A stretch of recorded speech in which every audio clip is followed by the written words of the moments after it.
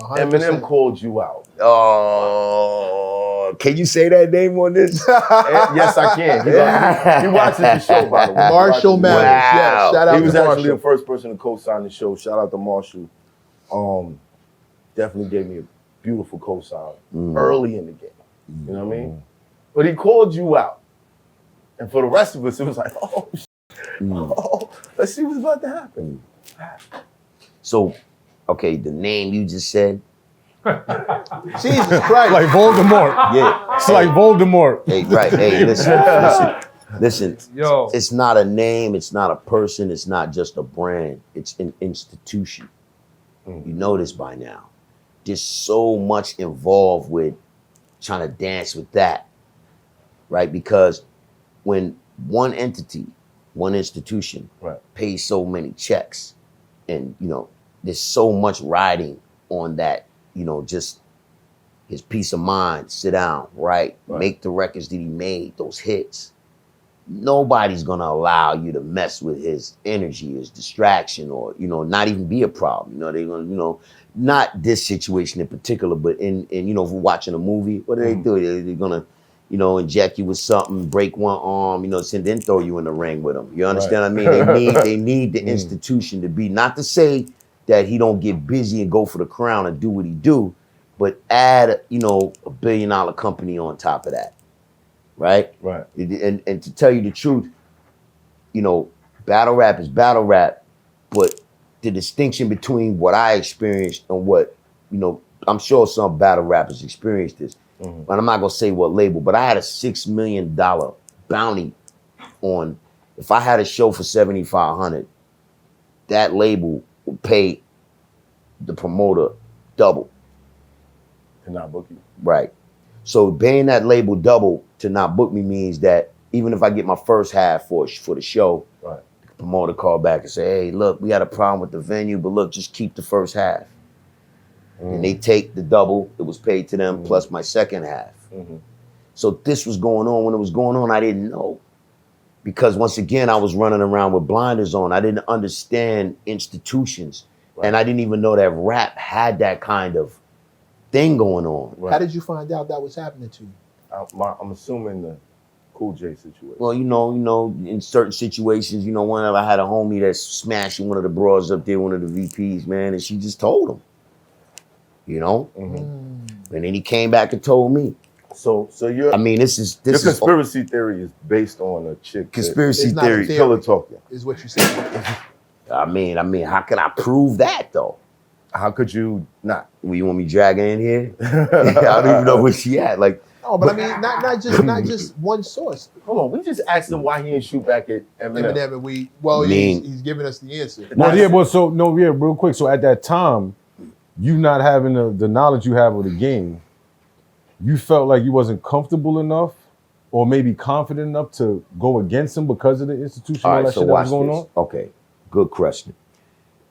I don't know if you even remember a record called See True Hollywood Stories. I don't even know if you remember it. Everybody, it's like the weakest record probably I ever did. It was a satire album, but I don't know. It wasn't really received that well. It did pretty well for like a little underground record. It's still selling. It's still on Amazon, right?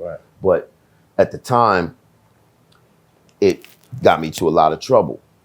So I put the record out and I brought Stan back to life, right? What year was this? This was 2001. Okay. Like I took the part where for the interlude where Stan was going crazy and was driving and drove off the bridge and splashed in the water, and the interlude started with me in the rain going to catch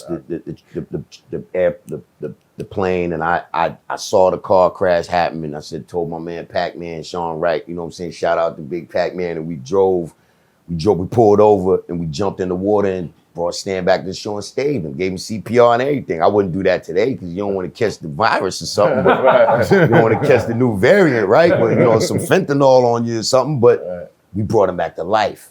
And then we ran the ad in the Source, right? It was a $25,000 page ad, by the way. We was independent, right? We was independent. And we bought the ad. What you mad at me for? Yeah, but we bought the ad. And we ran the ad where Stan was writing a letter to Eminem to say, hey, yo, how you doing? Marshall, I'm with Canibus now. You look, no hard feelings. I'm not mad at you. I just wanted to come out on the road and he got me on tour with, right? Yeah. So we were looking to make a little bit of noise off of that so I can really have Stan on the road with me. Right. The guy that took the picture for the album cover, his name is David Anders, who's now like a super movie star. But at the time, he just wanted to use, yo, Canibus, can I use this for my glossies? I said, fine, you know? We were gonna go to England. We were in England already. When the record came out, we were gonna take that money, just wrap the van, the ambulance, make it look like it was American, right? Get the tour bus, go on tour. 175 bands came in back in 01. You know, the label that said artist we talking about was on, had sued Selecto Hits, the label that put out the independent record, sent them, you know, something this thick saying, you know, if you put this out, you know, we're gonna sue you. All the pages in there was like this thick, it was like 300-400 pages with stuff like dealing with 3 6 Mafia, stuff like that, right?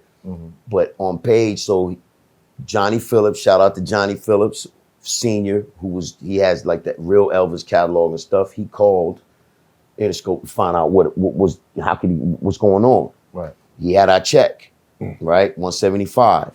And you know, when he spoke up there to their legal team up there, they said, look, go to page 202. He said, all right, that's our problem. We can make your problem go away if you make our problem go away. What was on 200? With the lost Canibus with the page standing there with the See True Hollywood Stories joint. They wanted him to not pay us a dime so that to just make it all go away. Because remember, I was about to take Stan on tour. I was about to shoot a video. In 01, the video would have been a real video, you know, 16 millimeter film. Right. You know, we were getting that celluloid film from a school over there that did film, and they had leftover film. Right. And we were getting real 16 millimeter celluloid film. Right. And we were gonna take this 175, I take my cut, 50 and change, and make it happen. That was like kiboshed. Why? It goes back to what you're saying. I can't prove it, but obviously, man, you got your #1 star thoroughbred, man. You're not gonna allow that to get distracted with all this. We got other stuff we doing, you know? You know, I can't. I don't know if I can follow that, bro. Why didn't you go to the mix CD? Say again? The mix CD. But you was the king of Mixtapes. that. So, you know, funny enough, when I had my publishing deal, right, I was supposed to get a second installment on my publishing. And don't want to say the guy's name because, you know, he was chairman of that company at the time. It's a huge publishing company. And I signed to them initially because he said that you always have work, Canibus. You're such an incredible writer. We could always use you for other stuff, you know, voiceovers, all that stuff. And to tell you the truth, you know, I would have wanted to been like the Shrek voice or, you know, one of them Darth Vader voices on one of them Jones. I was into that, right? And I signed to them for that reason because I knew that I would always have work outside of. And so he had said to me, same thing you said, when, you know, my second album, his third album was gonna come out with Universal. He would paying me to record my third album. And he was saying, you know, you should go to the mixtape scene. Look, man, I was maybe like 24, 25. And I had already pretty much like, you know, for the first album, I traveled the world with Clef.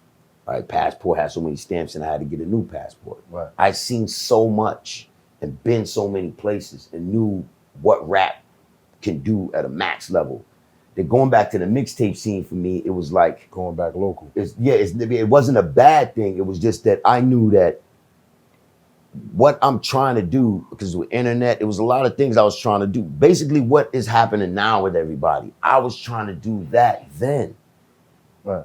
That's what I was trying to do. Everything what it take for you to do this now, I was doing that then. My Canibus.com site had 18 million hits from September of 97 to September of 98. And it was, that traffic was collected by a company called Alexis. Look it up. I think Google bought them. That was real. I could prove it to you by bringing in the sheet, but the ink's rubbed out. You know what I'm saying? Right. From storage. Like these are things that I can't even prove.